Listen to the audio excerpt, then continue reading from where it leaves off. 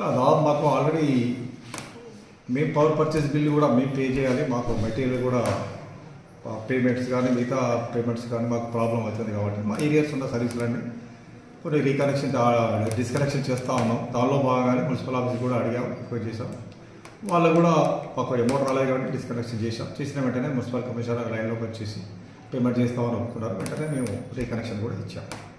Municipal office దాదాపు 4.5 కోట్లు మాకు డ్యూ ఉంది కాబట్టి మేము డిస్కనెక్షన్ చేసాం. మిగతా భాగంగా మిగతా ఆఫీసులన్నీ కూడా అడగమని చెప్పాము. మిగతా ఫారెస్ట్ ఆఫీస్ కానీ ఇరిగేషన్ కానీ మిగతా ఆఫీసులు కూడా వాళ్ళని వెళ్ళి బాగా డబ్బులు పేమెంట్ చేస్తారని అడిగాము.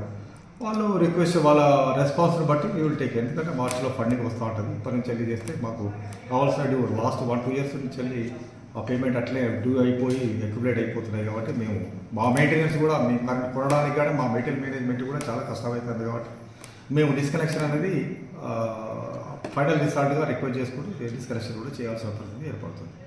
చెప్పండి. కన్జ్యూమర్లందరికీ మేము చేసే విజ్ఞప్తి ఏంటంటే మీరు ఏ మంత్ బిల్లు ఆ మంత్ పే చేస్తే మీకు కూడా సర్ఛార్జ్ పడదు.